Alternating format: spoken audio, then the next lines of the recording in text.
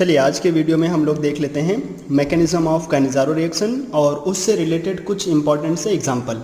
ऐसे क्वेश्चंस होंगे ना कभी कभी कि हमें पता होगा कि कैनिज़ारो होगा, लेकिन हमें ये नहीं पता चल रहा होगा कि किस कंपाउंड को ऑक्सीडाइज कराएं और किस कंपाउंड को रिड्यूस कराएं, या फिर हमें थोड़ा कन्फ्यूज़न रहता है।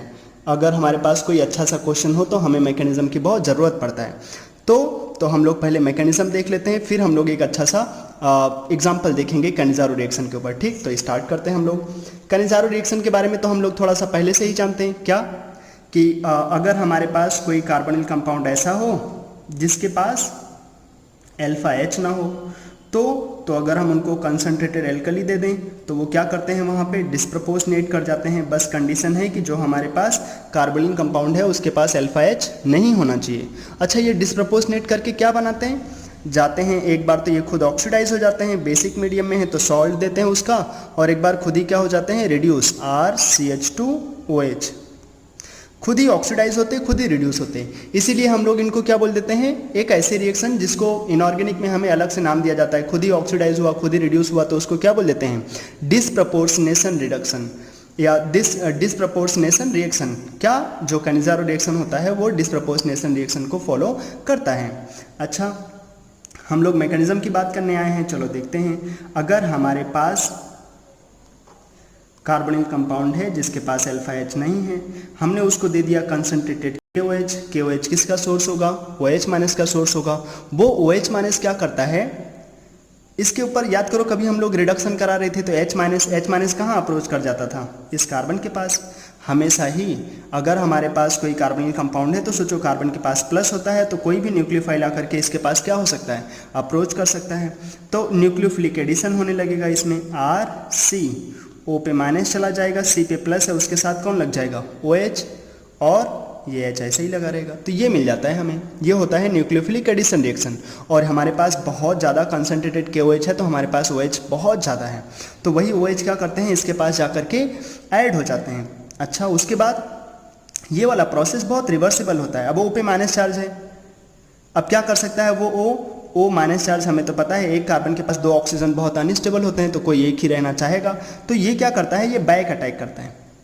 अब वो बैक अटैक करके मोस्टली मतलब 99.99% चांस होता है कि इसी OH को भगा दे, तो ये बैक आ जाएगा और ये प्रोसेस ऐसे ही चलता रहता है, ज़्यादा फॉरवर्ड की तरफ ये शिफ्ट ही नहीं होता। इसीलिए बोलते हैं कैनिज़ारो रिएक्शन बहुत रेयर रिएक्शन होता है और बहुत टफ रिएक्शन होती है कैनिज़ारो।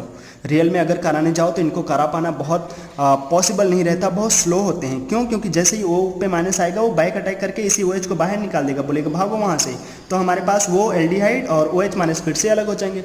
OH माइनस बहुत है तो फिर से वो अप्रोच करेगा, फिर से अटैक करके यहाँ लेकर आएगा और फिर वो O माइनस अटैक करके इनको बाहर निकाल देगा। यही काम चलता रहेगा चलता रहेगा चलता रहेगा।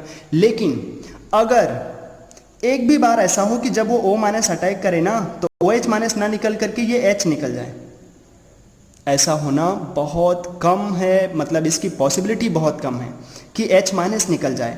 कभी भी किसी भी रिएक्शन में हम लोग नहीं देखेंगे कि H माइनस कहीं से लिविंग ग्रुप जैसा काम करे, लेकिन यहाँ पे अगर H minus as a leaving group काम करे तो क्या बन जाएगा, C double bond O OH, और हमें क्या मिल जाएगा, H माइनस, क्या मिल जाएगा, RCOOH और H माइनस हाइड्राइड आयन।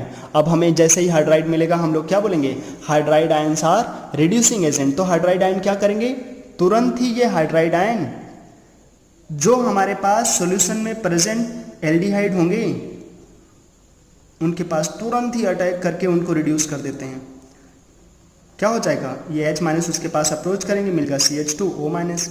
अब ये जो RCH2O माइनस बनेगा वो तुरंत ही क्या कर लेगा, एसिड से बोलेगा देखो ये तो हमने देखा है कि ये तो पानी से भी H ले लेते हैं। याद करो लिथियम एल्युमिनियम हाइड्राइड से रिडक्शन कराते थे स्टार्टिंग में, जो वीडियोस हम लोगों ने देखे हैं, तो RO माइनस तो वाटर से भी H ले लेते हैं। यहाँ पे तो तुमने एसिड बनाया है, वो एसिड से तुरंत क्या कर लेंगे, ये H अपने पास खींच लेंगे, तो ये कन्वर्ट हो जाएंगे अल्टीमेटली RCH2OH में, और वो जो एसिड है वो एसिड नहीं रहेगा, फिर RCO माइनस में चले जाएंगे।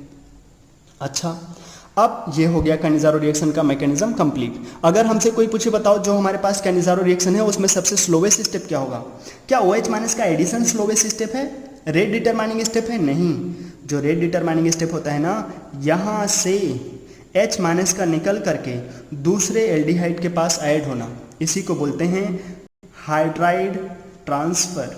मैंने इसको समझाने के लिए डिफरेंट स्टेप्स में यूज़ कर लिया। रियल में ये सिंगल स्टेप में हो जाता है आगे। जैसे जैसे H माइनस निकलते हैं ना, वो तुरंत ही एल्डिहाइड में जाकर के अप्रोच कर जाते हैं, ऐड कर जाते हैं। तो इसी को ही बोलते हैं rate determining step, RDS। RDS of Cannizzaro reaction is hydride transfer. कहाँ से? Transfer of hydride from RCO minus OH। यहाँ से हाइड्राइड का ट्रांसफ़र कहाँ? दूसरे एल्डिहाइड में। यहाँ से H माइनस का निकल करके वहाँ लगना ही सबसे टफ है, क्योंकि H माइनस के निकलने की प्रोबेबिलिटी ही बहुत कम होता है। तो ये सबसे स्लो स्टेप होता है, ये हमें ध्यान रखना चाहिए। Hydride transfer is the slowest step of Cannizzaro reaction. अच्छा, अब हमें इंपॉर्टेंट बात क्या याद रखनी चाहिए? मान लो हमारे पास कई एल्डिहाइड हों, कई जगहों पे हमारे पास कैनिज़ारो रिएक्शन की पॉसिबिलिटी हो, तो कौन ऑक्सीडाइज होगा, कौन रिड्यूस होगा, वो कौन बताएगा? देखो सबसे पहले क्या हुआ, OH माइनस का एडिशन। तो सबसे पहले देखेंगे OH माइनस कहाँ पे ऐड होना आसान है।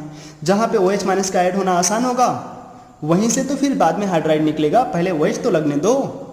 तो OH कहाँ पे लगेगा आराम से? जहाँ पे कार्बन के पास प्लस चार्ज की डेंसिटी कैसी होगी? बहुत ज़्यादा। तो अगर हम सिंपल सी बात देखेंगे कि सबसे पहले तो ऐसे कार्बोनिल कार्बन पे हम लोग OH का एडिशन कराएं, या ऐसे बोलेंगे ऐसे कंपाउंड को ऑक्सीडाइज कराएंगे जहाँ पे न्यूक्लियोफिलिक एडिशन होना आसान है। जहाँ पे न्यूक्लियोफिलिक एडिशन होना आसान होगा उसको क्या कर देंगे? ऑक्सीडाइज। अच्छा, एक हम लोग मैकेनिज्म पहले लिख लेते हैं, फिर आगे इसके एग्जांपल्स देखते हैं। जैसे हमें कोई दे देता ये फॉर्मल्डिहाइड और इसकी रिएक्शन कंसंट्रेटेड KOH के साथ, तो मैकेनिज्म कैसे लिखते हैं? हम बोलेंगे जो हमारे पास फॉर्मल्डिहाइड है HC double bond O H। अब जो हमारे पास OH माइनस है वो क्या करेगा? इसके ऊपर न्यूक्लियोफिलिक एडिशन कराएगा, तो O माइनस इधर H, यहाँ पे OH अप्रोच कर जाएगा। अब उसके बैक अटैक से मैक्सिमम पॉसिबिलिटी होगा कि ये प्रोसेस बैक हो जाए, रिवर्सिबल प्रोसेस होता है ये। लेकिन अगर एक भी बार ऐसा हुआ कि ये ऐसे आगे चले जाएं, HC double bond O OH और हाइड्राइड निकल जाए, अब ये हाइड्राइड क्या होंगे? तुरंत ही दूसरे जो हमारे पास एल्डिहाइड होंगे उनके पास अप्रोच कर जाएंगे। क्या करेंगे? वो न्यूक्लियोफिलिक एडिशन करा देंगे, बनाएंगे CH3O माइनस। 2 H पहले से ही भगवान ने दिया था, एक H और आ जाएगा तो CH3O माइनस। ये CH3O माइनस एसिड से क्या कर लेंगे? उस एसिड के साथ में इसको लिख देता है, इसे H ले लेंगे, उससे CH3OH बना देंगे, प्लस HCO माइनस। वहाँ पे हमने KOH दिखाया है तो हमें क्या मिल जाएगा? HCO माइनस K प्लस, ये मिल जाएगा फाइनल। अच्छा, क्या जो हमारे पास ये RO माइनस बना है क्या वो वाटर से भी H ले सकता था? हाँ, हमें पता है वाटर अच्छे एसिड हैं तो एल्कोहल को बना सकते हैं। तो ऐसे हमें मैकेनिज्म लिखना होगा। अब अगर हमारे पास कुछ अच्छे क्वेश्चंस हों तो हम उनको कैसे सॉल्व करें देख लेते हैं। क्या देखने चल रहे हैं हम लोग अभी देखेंगे कि जो हमारे पास इंपॉर्टेंट कैनिज़ारो रिएक्शंस हैं उनको कैसे देखें। बहुत अच्छे वाले एग्जाम्पल्स देख लेते हैं हम लोग 2 मिनट। जैसे हमारे पास सबसे पहला क्वेश्चन ऐसे गिवन हो, मान लो हमारे पास इधर भी CH2 दिया है, इधर भी CH2 दिया है। ये क्वेश्चन ऐसे ही रहता तो बहुत आसान रहता, किसी भी एक को ऑक्सीडाइज करा देते, किसी भी एक को रिड्यूस करा देते। जो हम लोगों ने पहले सीखा था क्या था वो?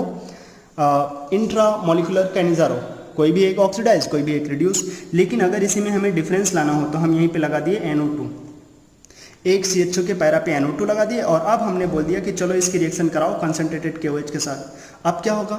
अब बोलेंगे जो ये NO2 है वो क्या करता है? इलेक्ट्रॉन विड्रॉइंग ग्रुप है, इलेक्ट्रॉन को अपनी तरफ खींचेगा।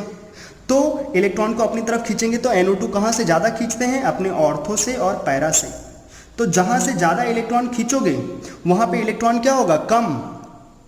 और हमने सीखा है जहाँ पे इलेक्ट्रॉन कम होगा, जहाँ पे इलेक्ट्रॉन, ऐसे देखो कि जहाँ पे NO2 खींचेगा तो वहाँ पे प्लस चार्ज की डेंसिटी लेकर आएगा। जहाँ पे इलेक्ट्रॉन की डेंसिटी आएगी, जहाँ पे इलेक्ट्रॉन नहीं होंगे कम, जहाँ पे इलेक्ट्रॉन बहुत कम रहेंगे, ये तो अपने ऑर्थोपैरा से बहुत अच्छे से खींच रहा होगा, तो यहाँ पे इलेक्ट्रॉन बहुत कम रहेंगे। अगर यहाँ इलेक्ट्रॉन कम होंगे तो OH माइनस क्या करेगा? इसी के पास आकर के अटैक करेगा। तो किसका ऑक्सीडेशन होगा? जिसके पास कम इलेक्ट्रॉन होंगे, कम इलेक्ट्रॉन वालों का करा देंगे ऑक्सीडेशन, और जो बचेंगे दूसरे वाले को क्या करा देंगे? रिडक्शन, क्योंकि जिसके पास कम इलेक्ट्रॉन होगा उसी के पास आप OH माइनस आकर के अप्रोच करेंगे। तो कौन ऑक्सीडाइज होगा? अभी मैटर करता है किसको ऑक्सीडाइज कराओगे, किसको रिड्यूस। तो जो हमारे पास पैरा पे लगा हुआ है NO2 के रिस्पेक्ट में CH2, वो क्या हो जाएगा? ऑक्सीडाइज। वही क्यों ऑक्सीडाइज हो रहा है? क्योंकि उस पे ही न्यूक्लियोफिलिक एडिशन आसान है, तो OH वहीं जाके लगेंगे पहले, और उसके बाद बचा हुआ दूसरा क्या हो जाएगा? रिड्यूस। अगर हमें जल्दी से लिखना है तो हम लोग ऐसे प्रोडक्ट लिख सकते हैं, ठीक। अच्छा, अगर हमारे पास और एक दो एग्जांपल्स हो, जैसे हमें दे दिया जाए, देखो बहुत इम्पॉर्टेंट से ये क्वेश्चंस हैं जो बहुत रेयर होंगे, हमें इधर उधर देखने को नहीं मिलेंगे ज़्यादा। अगर ऐसे क्वेश्चंस दे दिए जाते, बेंजीन रिंग है एक तरफ और हमारे पास O इस रिंग से डायरेक्टली कनेक्टेड है, 2 CHO लगे हुए हैं और इसके रिएक्शन कंसंट्रेटेड KOH के साथ। कार्बोनिल कंपाउंड हो, बेस हो, तो क्या हो सकता है, या तो फिर एल्डोल या फिर कैनिजारो। अब क्या होगा यहाँ पे, अल्फा तो H है नहीं तो कैनिजारो ही होगा। कौन ऑक्सीडाइज होगा, कौन रिड्यूस होगा, वो कौन बताएगा, वही तो हमें देखना है। अभी दोनों आइडेंटिकल हैं क्या, नहीं, तो कौन ऑक्सीडाइज होगा कौन रिड्यूस होगा वो हमें थोड़ा सा दिमाग लगा के देखना होगा। हमें पता है जो ऑक्सीजन है वो डायरेक्टली कैसे रिंग से कनेक्टेड है, तो ऑक्सीजन अपने लोन पेयर क्लाउड से क्या करेंगे, अपने ऑर्थो और पैरा वाले पोजीशन को इलेक्ट्रॉन रिच करेंगे। इसके पास इलेक्ट्रॉन है तो इलेक्ट्रॉन को रिंग से रेजोनेंस कराएंगे और अपने ऑर्थो और पैरा पोजीशन को इलेक्ट्रॉन रिच बनाएंगे। तो यहाँ पे तो इलेक्ट्रॉन ज़्यादा होगा, तो कहाँ पे इलेक्ट्रॉन कम होगा, हमें ऐसे ही पता चल जाना चाहिए, हमें इलेक्ट्रॉन यहाँ पे कम मिलेगा। जहाँ पे इलेक्ट्रॉन कम होंगे वहाँ पे OH आके ऐड होंगे और जहाँ पे OH आके ऐड होंगे वहाँ पे क्या हो जाएगा, रिडक्शन। तो जो हमारे पास जहाँ पे OH आके ऐड होंगे वहाँ पे क्या हो जाएगा, ऑक्सीडेशन। ये क्या कर रहा है, अपने ऑर्थोपैरा पे माइनस लेकर आ रहा है। तो सोचो यहाँ पे OH आकर के ऐड होना टफ होगा क्योंकि वहाँ पे तो ये तो अपने ऑर्थोपैरा पे इलेक्ट्रॉन लेकर जा रहा है, ये O तो वहाँ पे OH नहीं ला करके ऐड करो, तो कहाँ ऐड करें, जहाँ पे ये माइनस नहीं गया वहाँ पे OH माइनस का आके ऐड होना आसान रहेगा। इसका हो जाएगा ऑक्सीडेशन, ये ऑक्सीडाइज हो जाएंगे CO के और ये हो जाएगा रिड्यूस। ऐसे क्वेश्चंस अगर हमें कभी मिल जाएं इंट्रामोलिकुलर कैनिजारो के तो कैसे करेंगे वही हम लोग सीख रहे हैं। अच्छा, एक छोटी सी चीज़ लोग ऐसे भी बोल देते हैं, वो क्या, जहाँ पे इलेक्ट्रॉन ज़्यादा होगा। अच्छा, ये क्या कर रहा था, अपने ऑर्थो और पैरा पे इलेक्ट्रॉन बढ़ा रहा था, तो जहाँ पे इलेक्ट्रॉन ज़्यादा होंगे वहाँ पे क्या करा दो, कोई बहुत उड़ रहा हो, किसी के पास बहुत ज़्यादा इलेक्ट्रॉन हो तो मारो 1-2 तमाचे, उसे रिड्यूस करा दो। जिसके पास इलेक्ट्रॉन ज़्यादा होंगे, या ऐसे बोल दो जो इलेक्ट्रॉन रिच होगा उसका करा दो रिडक्शन। और यही बात सही भी है, जिसके पास इलेक्ट्रॉन ज़्यादा होंगे उन्हीं को ही तो रिडक्शन कराना चाहिए। क्यों, इलेक्ट्रॉन ज़्यादा होगा तो इलेक्ट्रॉन दे देगा, तो वो हो जाएगा। मतलब अगर किसी के पास, ऐसे सिंपल सी बात याद रखो कि किसी के पास अगर इलेक्ट्रॉन ज़्यादा है, इलेक्ट्रॉन रिच है, तो उसका होगा रिडक्शन, तो इसका हो गया रिडक्शन। दूसरे वाले का क्या हो गया, ऑक्सीडेशन। किस कहानी से हुआ वो मैंने बताया। क्यों यहाँ पे OH माइनस ऐड हुआ, क्योंकि वहीं पे OH माइनस का ऐड होना आसान है। अच्छा, अगर हमारे पास कभी ऐसे क्वेश्चन ले लेता कि हमारे पास है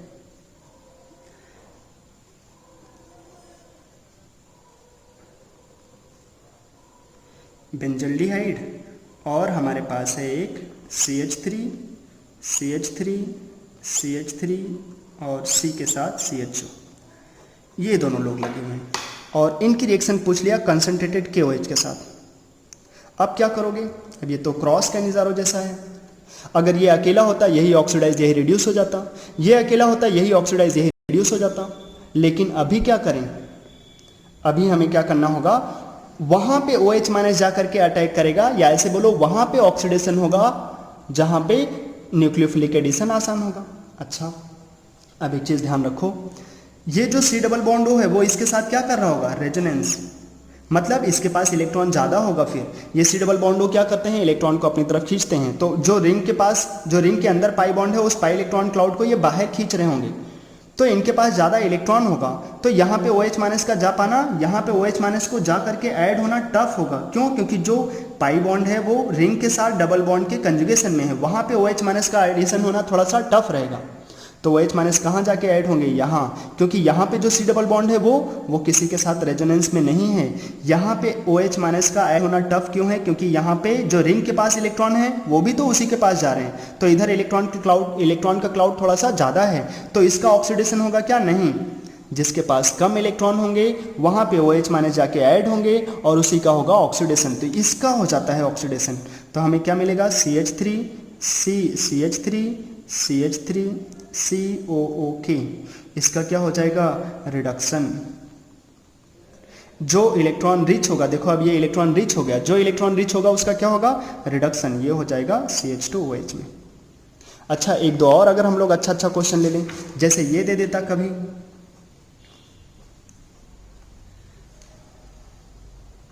CHO दोनों ऑर्थो पोजीशन पे लगे हैं हमारे पास, और यहाँ पे दे देगा हमें मान लो NH2। अब क्या करोगे, इसकी रिएक्शन कंसंट्रेटेड KOH से मान लो उसने पूछ लिया है, तो ये कैनिजारो ही, इंट्रामोलिकुलर कैनिजारो ही।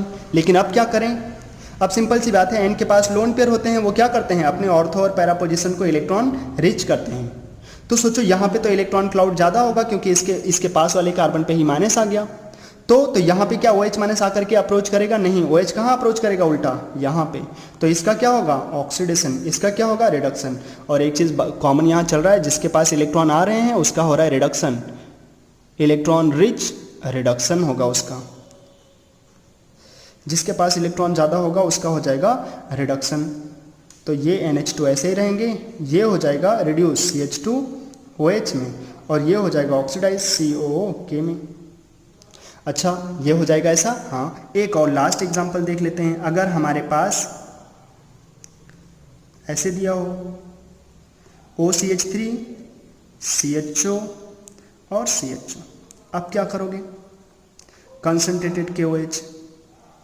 अभी क्या किया जाए, फिर वही बात होगी, ये OCH3 O, इनके पास लोन पेयर क्लाउड, ये क्या करते हैं अपने ऑर्थो पैरा को इलेक्ट्रॉन रिच बनाते हैं। तो इसके पास इलेक्ट्रॉन आया, उसका क्या हो जाएगा, रिडक्शन।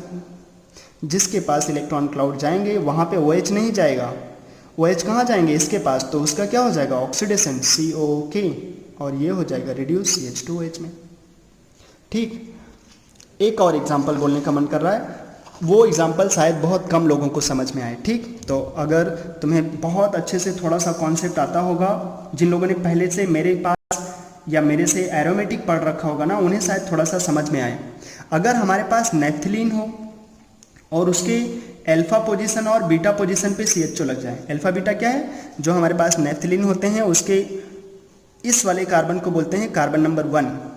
किस वाले कार्बन को, इसको 1, इसको 2, इसको 3, इसको 4, 5, 6, 7, 8, इधर 9, इधर 10।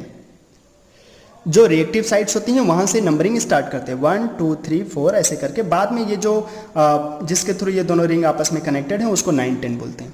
तो जो हमारे पास 1 पोजीशन है उसको अल्फा, जो 2 है उसको बीटा बोल देते हैं। अब इसकी रिएक्शन मान लो अगर उसने कंसंट्रेटेड KOH से पूछ लिया, ये भी कैनिजारो ही है, लेकिन 1 नंबर को ऑक्सीडाइज कराओगे या 2 नंबर को ऑक्सीडाइज कराओगे, ये भी अच्छे दिमाग की बात होगी, ऐसे नॉर्मली लोग नहीं बोल सकते इसको।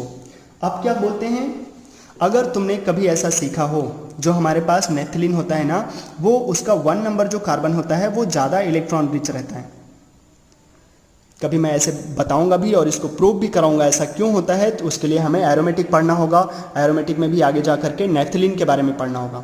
1 नंबर कार्बन ज़्यादा इलेक्ट्रॉन रिच होते हैं, और ऐसे मैं नोट करके लिखाऊंगा भी क्या, कि नेफ्थलीन में जब भी कभी इलेक्ट्रोफिलिक एडिशन होगा, electrophilic addition always takes place at carbon number 1 in naphthalene. क्यों, क्योंकि इलेक्ट्रोफाइल यहीं क्यों आना चाहता है, क्योंकि वहाँ इलेक्ट्रॉन होते हैं, वहाँ पे इलेक्ट्रॉन का एडिशन आसान रहता है। तो ये इलेक्ट्रॉन रिच होता है, तो वहाँ पे OH आकर के नहीं आएगा। वहाँ 1 नंबर पे किसको आने के लिए मैंने बोला, इलेक्ट्रोफाइल बड़े आराम से आ जाते हैं, न्यूक्लियोफाइल नहीं। न्यूक्लियोफाइल का आना आसान होता है 2 नंबर पे। तो जहाँ न्यूक्लियोफाइल आराम से आएंगे, न्यूक्लियोफाइल ही तो है OH, उसका हो जाएगा ऑक्सीडेशन। अगर ये नहीं समझ में आए तो जान नहीं देना, हम लोग इसको अच्छे से भी सीख सकते हैं। उसके लिए हमें ये थोड़ा सा जानना चाहिए था कि यहाँ पे कहाँ एडिशन हो सकता है, कहाँ नहीं। तो जो यहाँ पे हमारे पास पोजीशन है, ये हो जाता है ऑक्सीडाइज 2 नंबर COO-K+, और जो 1 नंबर है वो हो जाता है रिड्यूस। क्यों, 1 नंबर इलेक्ट्रॉन रिच होता है, जो इलेक्ट्रॉन रिच होंगे उसका क्या होगा, रिडक्शन, और दूसरे वाले का क्या हो जाएगा, ऑक्सीडेशन। तो मेरे हिसाब से अगर तुमने कैनिजारो रिएक्शन का ये मैकेनिज्म देख लिया होगा अच्छे से, ये जो एग्जांपल्स देख लिए होंगे, तो तुम्हें समझ में आ गया होगा कि अगर हमारे पास टफ क्वेश्चन हो कैनिजारो का तो कैसे देखें, कहाँ पे न्यूक्लियोफिलिक एडिशन आसान है। जहाँ पे न्यूक्लियोफिलिक एडिशन आसान होगा उसका हो जाएगा ऑक्सीडेशन, और जहाँ पे टफ रहेगा, जहाँ पे न्यूक्लियोफिलिक एडिशन आराम से नहीं हो सकता, वहाँ पे क्या हो जाएगा, रिडक्शन। ठीक, तो आज के वीडियो में हम लोग इतना ही रखते हैं, चलो भागो।